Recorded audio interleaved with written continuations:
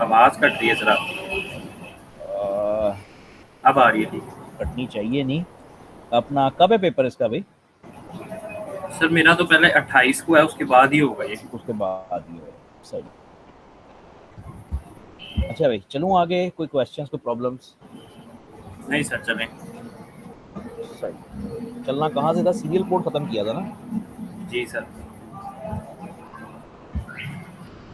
तो दो टॉपिक्स हैं भाई। आज का तो मेरा ख्याल है कदर आसान लगना चाहिए, कल वाला ज़रा मुश्किल है। तो आज वाला है रियल टाइम क्लॉक, आरटीसी कहते हैं, रियल टाइम क्लॉक। ये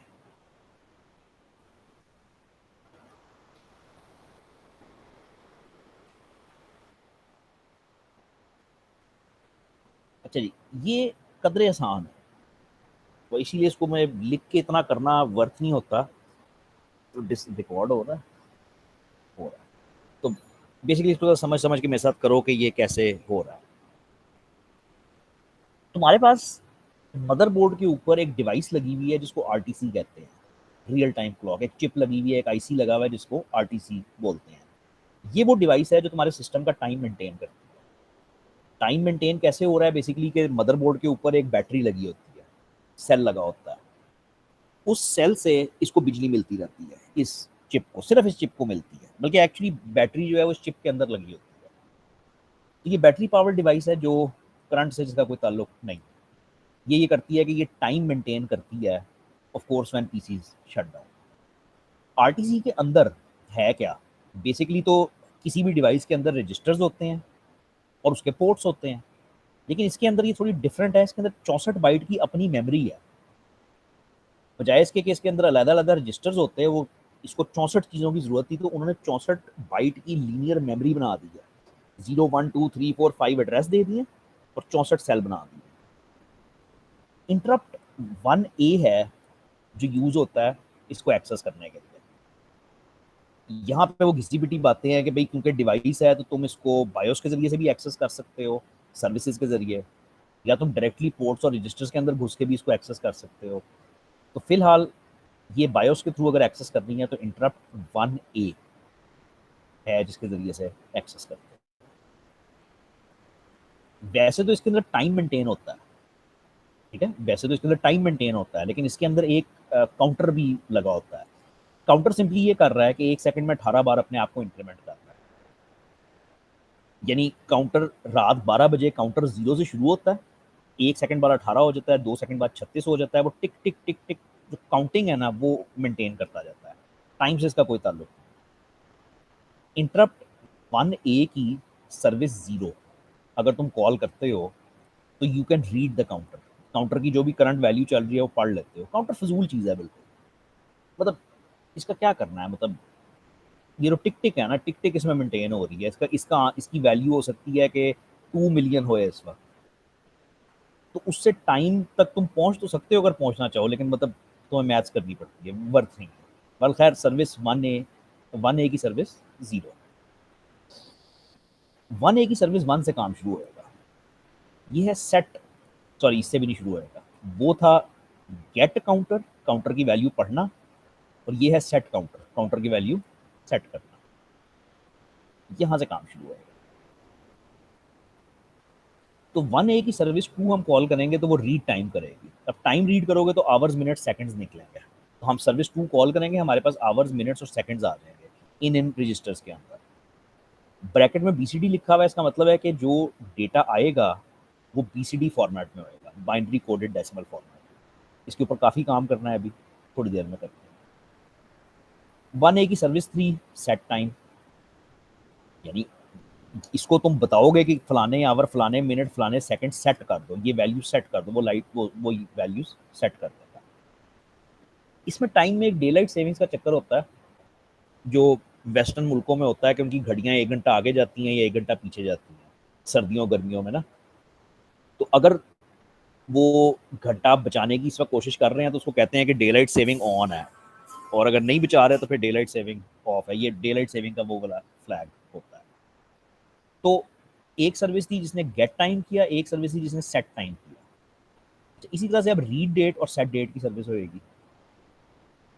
डेट के अंदर डे मंथ ईयर सेंचुरी है। इसमें एक डे वाली बात थी, लेकिन चलो मैं भी बताता हूँ। डे बेसिकली डेट हो गया, मंथ है, ईयर है, और सेंचुरी भी है, ये 2020 है, ये क्या है, और सब कुछ BCD के अंदर है। इसी तरह से सेट डेट है, कोई ख़ास बात नहीं है, उसमें तुम चीज़ें दोगे और वो वैल्यू सेट कर देगी। तो अभी तक क्या हुआ, गेट पहले काउंटर था, गेट काउंटर सेट काउंटर, वो फजूल है। फिर टाइमर था, वो सॉरी टाइम था, गेट टाइम सेट टाइम हो गया। फिर डेट थी, गेट डेट सेट डेट हो गई। आखिरी चीज़ इसमें अलार्म है, क्योंकि घड़ी है, तुम अलार्म लगा सकते हो। अब अलार्म में कोई बजेगा कुछ नहीं, एक इंटरप्ट आ जाएगा। यानी जब अलार्म का तुम बेसिकली सेट अलार्म करोगे ना, तुम बताओगे कि इतने बजे अलार्म बजना चाहिए।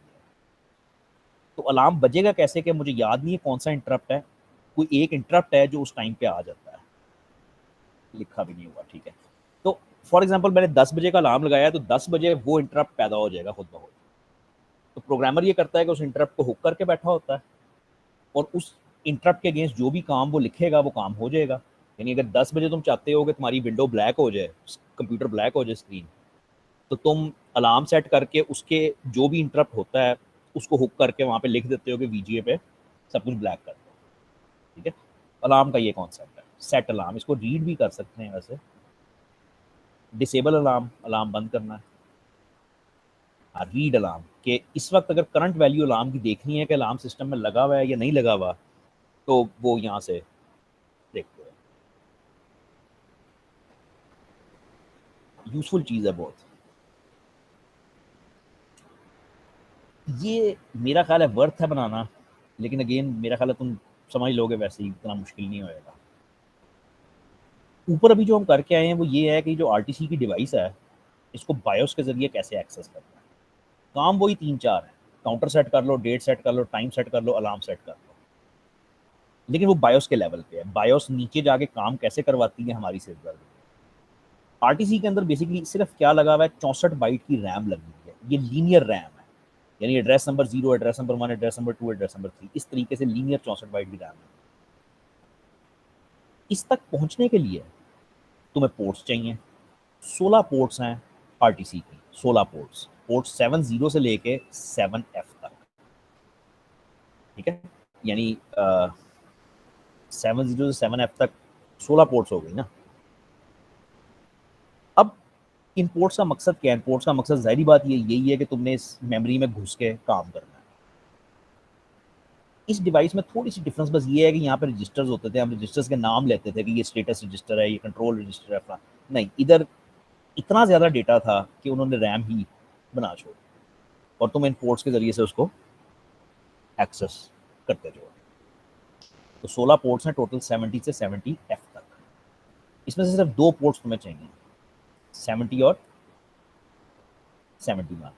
अब कोई प्रोटोकॉल डिज़ाइन हुआ होगा ना, क्योंकि 2 पोर्ट्स के ज़रिए तुम 64 बाइट तो नहीं एक्सेस कर सकते, तो कोई प्रोटोकॉल डिज़ाइन हुआ होगा। वो प्रोटोकॉल बेसिकली सिंपल यही होएगा कि एक पोर्ट के ऊपर हम एड्रेस लिखेंगे, 70 को हम कहेंगे कि भाई हम फलानी एड्रेस के ऊपर काम करना चाहते हैं, और फिर 71 पे वो काम एक्चुअली कर लेंगे। ये मेमोरी की उसकी डिटेल लिखी हुई है कि उसके अंदर जो मेमोरी के सेल्स हैं उनमें क्या लिखा हुआ है। मुझे सिर्फ इसलिए चाहिए कि आगे जब प्रोग्राम्स पढ़ेंगे तो फिर बार बार वापस इसकी तरफ ना आना पड़े, ठीक है। तो अच्छा, हाँ सॉरी, पढ़ लो इसको। 0 एड्रेस के ऊपर करंट सेकंड पड़ा हुआ है। करंट सेकंड का मतलब है कि इस वक्त जो टाइम है ना, वो जो करंट टाइम है वो करंट आवर, करंट मिनट और करंट सेकंड है। आवर, मिनट, सेकंड, वो फलाने फलाने एड्रेस पर है। अगले 3 एड्रेसेस पे अलार्म का सेकंड, अलार्म का मिनट और अलार्म का टाइम पड़ा हुआ है कि अलार्म का क्या टाइम चल रहा है। नंबर 6 एड्रेस ज़रा ज़रूरी है, ये डे ऑफ द वीक है, ठीक है, और ये नंबर ऑफ डे है। अब डे ऑफ द वीक को ज़रा ये भी करो, ये भी करो।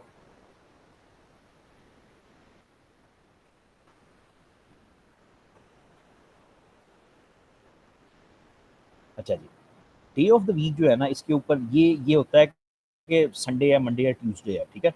तो सिर्फ डे ऑफ द वीक के लिए तुम्हें ये याद करना पड़ेगा। यानी मैं तुम्हें कहना ये चाह रहा हूँ कि डे ऑफ द वीक को जब तुम पढ़ोगे तो उसके अंदर कोई वैल्यू लिखी होगी ना। अगर वो वैल्यू 1 है तो इसका मतलब है संडे है, वैल्यू 2 है तो इसका मतलब मंडे है, सो। ये डे ऑफ द वीक का मतलब। बाकी तो आसान है ना, सेकंड की वैल्यू आ गई, मिनट की आ गई, सो ऑन।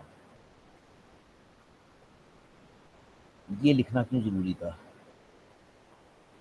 ये सब कुछ ही बीसीडी में, ये लिखना क्यों ज़रूरी था? आई डोंट नो ये लिखना क्यों ज़रूरी था, सब कुछ ही बीसीडी के अंदर है, बीसीडी पे तो भी बात करनी है। खैर देखते हैं। वेरी वेरी इंपॉर्टेंट, प्रोटोकॉल क्या है? प्रोटोकॉल ये है कि मतलब मैं ये कह रहा हूँ कि इसको एक्सेस डायरेक्टली करना कैसे है। प्रोटोकॉल ये है, ये प्लीज़ खुद गौर से पढ़ लो, मेरे बोलने से कुछ नहीं होएगा, ये बड़े गौर से पढ़ लो कि प्रोटोकॉल है क्या।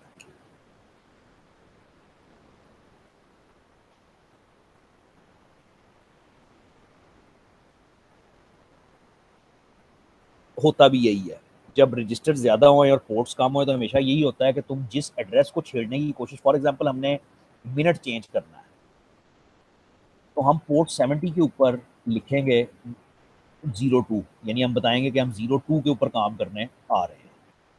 और उसके बाद डिपेंड करता है कि तुमने उस जगह पे लिखना है या पढ़ना है, वो रीड या राइट होएगा पोर्ट 71 को, और वो चीज़ हो जाएगी। हाँ, तो फॉर एग्जाम्पल, हाँ ये बस ठीक है, एग्जाम्पल से कर लो। तो पहला एग्जाम्पल ये है कि यहाँ पे मैं इन 2 लाइनों में मैं क्या कर रहा हूँ। पहली लाइन में मैं उसको बता रहा हूँ कि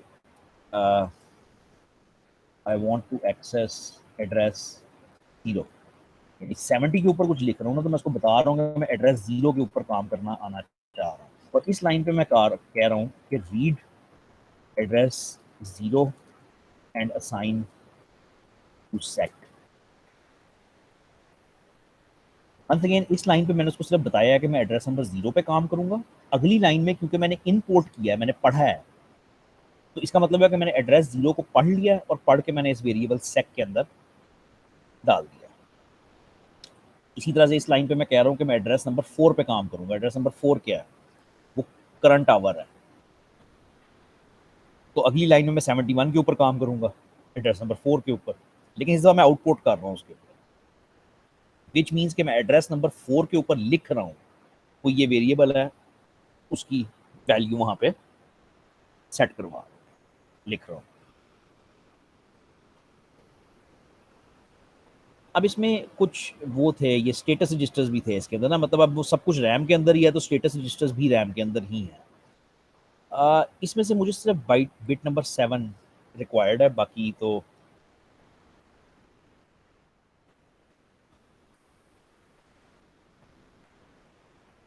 साया हो गया, दोबारा करें। तो मुझे सिर्फ बिट नंबर ये वाली रिक्वायर्ड है, बिट नंबर 7, तो इसकी मुझे ज़रूरत है। इसको ज़रा पढ़ लो कि ये क्या है। ये स्टेटस रजिस्टर ए का मतलब है, इसमें ये है कि टाइम इज़ अपडेटेड या टाइम इज़ नॉट अपडेटेड। इसका मतलब ये है कि जब तुम रियल टाइम क्लॉक को पढ़ते हो एज अ प्रोग्रामर, और उस मोमेंट पे, जिस मोमेंट पे तुम्हारा कोड उसको पढ़ रहा है, अगर उस मोमेंट पे टाइम चेंज हो रहा है, मतलब वो सेकंड बढ़ रहा है या मिनट बढ़ रहा है, तो जो डेटा तुम पढ़ोगे वो करप्टेड होएगा, वो तुम प्रिडिक्ट नहीं कर सकते ये क्या होएगा। तो इसका एक प्रोग्रामिंग मॉडल ये होता है कि तुम पहले चेक करते हो कि टाइम अपडेटेड है, इस वक्त सिस्टम टाइम को अपडेट तो नहीं कर रहा, टाइम ये बिट 1 है, अगर ये बिट 1 होती है तुम जाके पढ़ लेते हो। एक तरह की पोलिंग है। स्टेटस रजिस्टर बी में पढ़ लेना वैसे तो, लेकिन अगेन जो इंपॉर्टेंट है मेरे लिए वो ये है अपडेट टाइम। तो कॉन्सेप्ट ये है कि एज अ प्रोग्रामर जब तुम्हारी सॉफ्टवेयर टाइम को अपडेट करती है, यानी तुम कोड के जरिए से टाइम को अपडेट कर रहे होते हो, तो तुम्हें ये फ्लैग सेट करना होता है, तुम्हें इस फ्लैग को 1 करना होता है, ताकि तुम बाकियों को ये बता सको कि भाई मैं इस वक्त अपडेट कर रहा हूँ टाइम को। तो यार ये वो रीडर राइटर वाला कॉन्सेप्ट है ना, कि तुम्हारा कोड अगर राइट कर रहा है तो वो इसको 1 करेगा। अरे इसको 1 करने से क्या होएगा, स्टेटस रजिस्टर की बिट जो है वो ये वाली 1 हो, ये 0 हो जाएगी कि अभी टाइम अपडेट नहीं हुआ हुआ। अब जो रीडर प्रोग्राम्स हैं, जो रीडर सॉफ्टवेयर्स हैं, वो इसको पोल कर रहे होंगे, इसकी पोलिंग कर रहे होंगे, उनको पता चल जाएगा कि भाई अभी टाइम अपडेटेड नहीं है, तो इंतजार फरमाइए।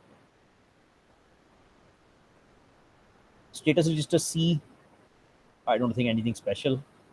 और डी बिल्कुल ही स्पेशल नहीं है। डी में सिर्फ एक बिट है, वो ये बताती है कि बैटरी खत्म हो गई, ये बिट 1 होए तो बैटरी खत्म हो गई। अब इसको तुम हुक कर देते हो किसी चीज़ के साथ, किसी अलार्म के साथ या किसी ईमेल के साथ, कि जैसे ये बिट 1 होए तो मैं ईमेल आ जाए या कुछ हो जाए कि भाई बैटरी डेड हो गई है। लो भाई ये कोड है, बड़ा ही आसान है, सिर्फ एक चीज़ है जो करनी है, वो करते हैं।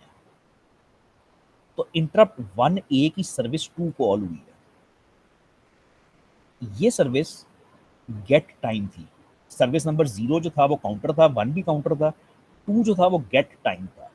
वो CH, CL और DH के अंदर पढ़ लेता है टाइम और उसको रख लेता है इंट वेरिएबल। ये जरा इंपॉर्टेंट है, इंट वेरिएबल के अंदर रखता है, आवर्स, मिनट्स और सेकंड्स नाम के वेरिएबल। अब ये जो कोड है ना, बस ये है इसमें करने वाला। वो कहते हैं अनपैकिंग BCD। ये अलहदा से 5 नंबर का क्वेश्चन आ जाता है कि अनपैकिंग BCD समझाओगे कैसे होती है। मैं एक के ऊपर तो मैं समझाऊंगा बड़ी डिटेल में, बाकी सारे खुद ही हो जाने चाहिए। आवर्स जो वेरिएबल है वो इंटीजर है। Ours variable is integer, but remember that the service returns a byte. अब एक्चुअली जो सर्विस एक बाइट रिटर्न करती है तो BCD फॉर्मेट में होती है, लेकिन तुम उसको डाल किस में रहे हो, इंटीजर में डाल रहे हो। विच मीन्स कि हम एक फर्जी नंबर ले लेते हैं, वैसे आवर्स में 42 तो नहीं हो सकता, लेकिन एक फर्जी ले लो कि 42 आया। अब 42 BCD के अंदर क्या होता है, अगर तुम्हें याद नहीं है तो हर डिजिट को अलग अलग लिखते हैं। तो पहले हम 4 को लिखेंगे, ये हमने 4 लिखा है, और उसके बाद हम 2 लिखेंगे, ये हमने 2 लिखा है। ये अगर याद नहीं है तो बड़ा जल्दी से याद करना पड़ेगा।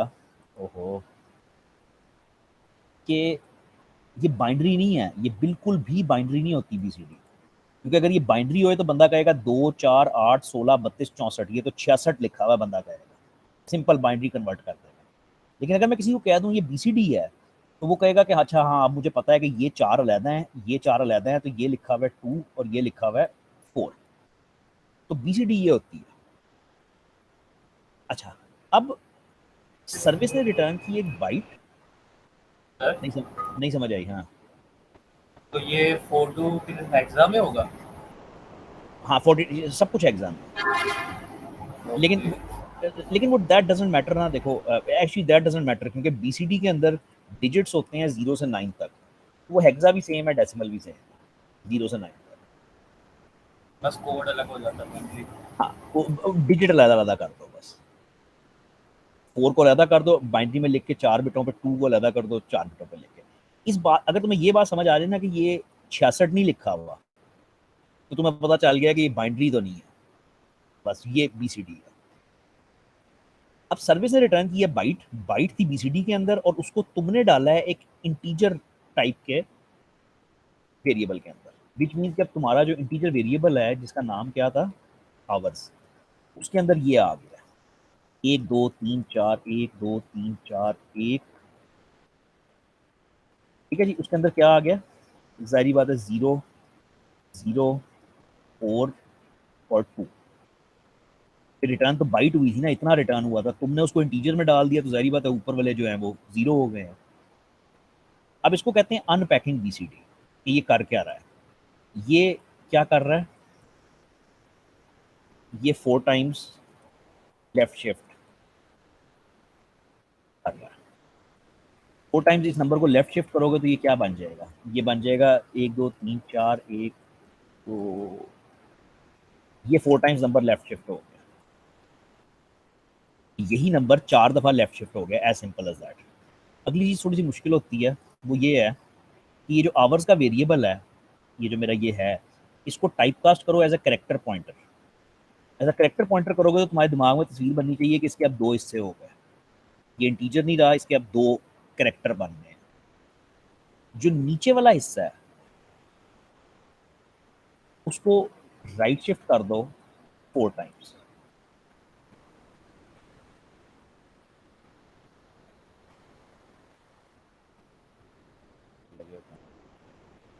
तो right shift lower character 4 times, सिर्फ नीचे वाला हिस्सा, सिर्फ नीचे वाला हिस्सा 4 दफ़ा राइट शिफ्ट करते हैं। तो थोड़ा सा मुश्किल है कि क्या बनेगा, लेकिन करते हैं। नहीं मुश्किल क्यों है, ऊपर वाले को तो छेड़ना ही नहीं ना, ये तो ऐसे ही रहेगा।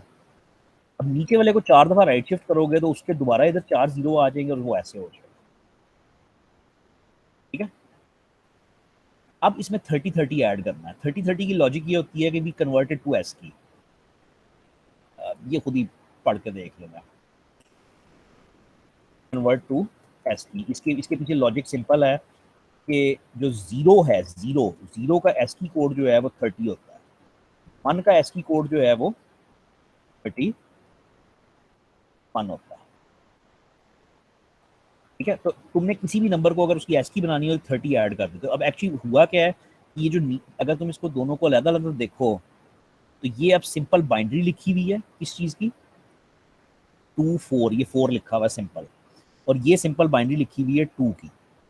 अब तुमने 4 और 2 को अलग अलग तो कर दिया, अब इनमें 30-30 ऐड कर दोगे तो तुम्हारे पास 34 और 32 आ जाएगा, जो एस की कैरेक्टर्स हैं उसके कॉरेस्पॉन्डिंग, वो जो डिजिट्स आए थे उनके कॉरेस्पॉन्डिंग। ये पूरा अमल अनपैकिंग बीसीडी कहलाता है, कि एक पैक्ड बीसीडी फॉर्मेट में से दोनों डिजिट्स को अलग करना, उनकी एस की बनाना, और मतलब उसको तुम एंड पे इवेंचुअली प्रिंट करवाओगे या कुछ करोगे। ठीक है, अब वापस आओ, हो क्या रहा था। हमने एक सिंपल सर्विस कॉल की थी, उसने हमें आवर्स मिनट्स सेकंड्स दिए, हमने आवर्स को अनपैक किया, सेकंड्स को अनपैक किया, मिनट्स को अनपैक किया। कोई एक धेले का भी फर्क नहीं होएगा कोड में, अनपैकिंग है सिंपल। और करने के बाद उसको हमने प्रिंट करवा दिया। प्रिंट की स्टेटमेंट भी तुम्हें अजीब लगेगी, लेकिन तब ऐसे ही है।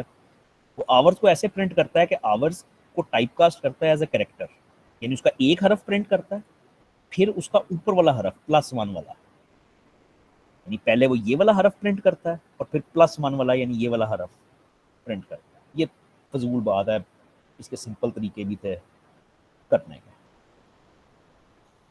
अच्छा, अब यही काम पोर्ट्स के जरिए से, अभी हमने डायरेक्ट किया ना, सॉरी अभी हमने बायोस की सर्विसेज के जरिए से किया, अब यही काम पोर्ट्स के जरिए से। तो ये समझाने की कोशिश करनी है कि ये क्या लिखा है।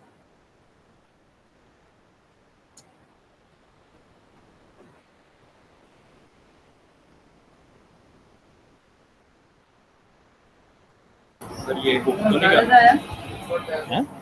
हुक तो नहीं कर रहा नहीं हुक हुक या शुक कुछ बिल्कुल नहीं है। आउटपुट है। नहीं, हुक शुक बिल्कुल नहीं है। खैर मैं तो बताता हूँ, पिछली स्लाइड खोलनी पड़ेगी, तो 1 सेकंड में हो जाएगा। इतना गहरा नॉलेज है मेरा। तो ये पढ़ना है कि हम जब डायरेक्टली एक्सेस करते थे इसको, हम कैसे करते थे कि हम पोर्ट नंबर 70 पे ये बताते थे कि हमने किसको पढ़ना है या क्या करना है। तो ये हम कह रहे हैं कि हम एड्रेस नंबर ए के ऊपर काम करने आ रहे हैं, और फिर हम एड्रेस नंबर ए को पढ़ के टेम्प में डाल देते हैं। अब क्वेश्चन सिर्फ ये रह जाता है कि एड्रेस नंबर ए है क्या।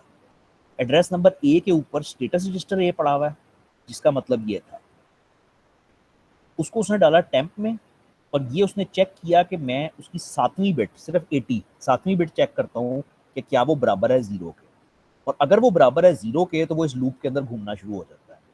अगर ये बिट 0 होती है तो इसका मतलब ये होता है कि टाइम इज नॉट अपडेटेड। उसने स्टेटस रजिस्टर ए पढ़ा, चेक किया कि टाइम अपडेटेड अगर नहीं है तो वो इधर वापस घूम रहा है, इस लूप में घूम रहा है। स्टेटस रजिस्टर पढ़ा, फारे गया, नहीं टाइम अपडेट हो रहा है, नहीं, फिर मतलब इस लूप के अंदर पोलिंग करता जाएगा। वो इस लूप से सिर्फ तब निकल सकेगा जब ये वाली बिट 1 होएगी, जिसका मतलब ये होएगा कि टाइम वाकई सेट हो चुका है। तो यहाँ पे वो, वहां पे ये लूप ब्रेक होएगा, आगे चलेगा। आगे बहुत ईजी है। हमने कहा कि हम एड्रेस नंबर 0 से बात करना चाह रहे हैं, फिर हमने एड्रेस नंबर 0 पढ़ लिया, पढ़ के डाल दिया सेकंड में, क्योंकि एड्रेस नंबर 0 के ऊपर सेकंड पड़ा होता है। फिर एड्रेस नंबर 2 के ऊपर मिनट पड़ा होता है, वो अगली लाइन में कर लिया, पढ़ के मिनट में डाल दिया। फिर आवर, आवर में डाल दिया। उसके बाद तीनों चीज़ों को अनपैक, आवर्स को, मिनट्स को, सेकंड्स को अनपैक किया, और एंड पे उसको स्क्रीन पे डिस्प्ले करवा दिया। जो मैं तुम्हें कह रहा हूँ काफ़ी फजूल काम है, इसके ऊपर मेहनत ना करना। ये काफ़ी सिंपल तरीके से भी हो सकता था, इट्स नॉट वर्थ इट।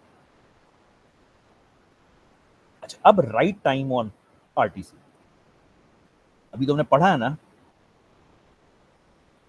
अब हमने टाइम राइट करना है। यहाँ पे दुनिया ये बदलती है कि अनपैकिंग तो नहीं करनी, इस दफ़ा पैकिंग करनी है। इस दफ़ा हाउ टू पैक बीसीडी या सिंपल बाइनरी को बीसीडी में कन्वर्जन कैसे करते हो, ये वाली बात हो, वो ऐसे करते हो। इसलिए जो लेफ्ट साइड पे प्रोसेस किया उसका उलट कर दो। तो सबसे पहले 30-30 माइनस करो। सॉरी, ये हो कैसे रहा है ये भी देखो। ये एस की टू बीसीडी है, मैं तुम्हें एस की दूंगा, तुमने बीसीडी देनी है मुझे। उधर उल्टा था, बीसीडी निकलती थी, हम उसकी एस की बनाते थे। तो मैं तुम्हें एक हाई कैरेक्टर और एक लो कैरेक्टर दूंगा एस की का। मैं कैसे कहूँगा, तो बस ऐसे ही है कि ये दो मैंने तुम्हें अलग-अलग, मतलब मैंने तुम्हें ये 34 अलग दिए और 32, इसको रिवर्स चला लो ना, बस 34 और 32 दिए। तुम दोनों में से 30-30 माइनस करोगे, सिंपल वो ये नंबर आ जाएंगे तुम्हारे पास, यानी ये सिचुएशन बन गई तुम्हारे पास। अब हाई को 4 टाइम्स लेफ्ट शिफ्ट करो और हाई और लो को और कर दो। कहते हो तो करके दिखाता हूँ। तो फॉर एग्जांपल अगर हाई है ये 4 लिखा हुआ है, ये हाई है, और लो को कर लो 1, लो में 1 लिखा हुआ है, तो ये हाई है, इसमें 4 लिखा, यानी 41 लिखा हुआ है ना बेसिकली, ठीक है। अब मैंने 30-30 माइनस नहीं किया, समझो 30-30 माइनस करके मेरे पास ये चीज़ आती है 41 लिखा हुआ है। अब हाई को सिर्फ इसको 4 टाइम्स लेफ्ट शिफ्ट करो, क्या बन गया, तो हाई में आ गया 0100 1 2 3 4, उसको कुछ नहीं करना, लो के ऊपर कोई कमांड नहीं है, कुछ नहीं करना। ये लाइन बड़ी इंटरेस्टिंग है, हाई और लो को और कर दो, यानी इस नंबर को और इस नंबर को जब तुम और करोगे तो खुद करके देखना, तुम्हारे पास ये बन जाएगा। और ये एक्चुअली क्या लिखा हुआ है, ये बीसीडी फॉर्मेट में 41 लिखा हुआ है। यानी तमाशा स्टार्ट कहाँ से हुआ कि मैंने तुम्हें एसकी के अंदर एक 4 अलहदा दिया और 1 अलहदा दिया। ये 1 की बिल्कुल अलहदा बाइनरी लिखी हुई है, ये 4 की बिल्कुल अलहदा बाइनरी लिखी हुई है, लेकिन ये बीसीडी तो नहीं लिखी हुई। बीसीडी में तो ये लिखा होता है 41। तो इसको बीसीडी बनाने के लिए सिंपली इसको 4 टाइम्स लेफ्ट शिफ्ट किया और दोनों को लॉजिकल और कर दिया, और ये तुम्हारे पास अब बीसीडी तैयार हो गई। दूसरी चीज़ इतनी ज़रूरी नहीं, अनपैकिंग बहुत ज़रूरी है।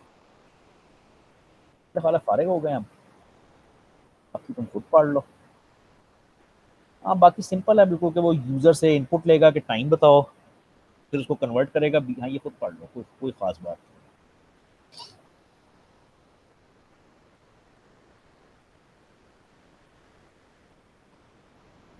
वही काम कर रहा है। मैं एक अलार्म वाला प्रोग्राम ढूंढ रहा हूँ, अगर मिल जाए तो। अच्छा, अब ये बहुत ज़्यादा रिपीट है, ये आसान है रियल टाइम क्लॉक ना। अब वो एग्जैक्टली वही सारे काम जो है जो उसने टाइम के साथ किए हैं वो डेट के साथ करने लगा है। सेंचुरी, ईयर्स, मंथ्स पकड़ेगा, अनपैक करेगा, प्रिंट करवाएगा, फिर आई एम श्योर उसको पोर्ट के जरिए से भी करके दिखाया, उल्टा भी करके दिखाएगा। क्या ये सारा एक जैसा है, बिल्कुल ईजिली पढ़ लो। ये अलार्म वाला है, और अलार्म में ये इंटरप्ट निकलता है। जब अलार्म का टाइम आता है तो इंटरप्ट 1A की नहीं सॉरी नहीं, ये तो रियल टाइम क्लॉक का वो है, ये इंटरप्ट 4A। जब अलार्म आता है तो बायोस खुद ब खुद एक इंटरप्ट पैदा कर देगी 4A। अब मज़ा ये है कि तुम 4A को हुक करो और कंप्यूटर को शट डाउन कर दो, तो उस टाइम पे एग्जैक्टली कंप्यूटर बंद हो जाता है। यानी 4A को बेसिकली अगर तुम हुक कर लो तो अब 4A के हुक में तुम जो भी लिखोगे वो काम अलार्म वाले टाइम पे हो जाएगा। जो भी लिखोगे, वो तुम VGA के ऊपर कुछ लिख लो या व्हाटएवर। लो भी, बस वैगन और ट्रक। रुकने लगा हूँ मैं, यहाँ से आगे कल चलूँगा। अब ये लिखा तो बैटरी पावर्ड रैम ही हुआ है, लेकिन ये प्रोसेसर आइडेंटिफिकेशन में आ जाता है कि ये कॉन्फ़िगरेशन सारी, और वो ये आखिरी टॉपिक है और ये काफ़ी टेढ़ा है, ये ज़रूर अटेंड करना। तो मुलाकात होएगी कल इंशाल्लाह। तो बस जो कल वाले टाइम थे ना जिन पे मैं नहीं आ सका था, बस उसी टाइम। Okay sir. ओके, रब रखा।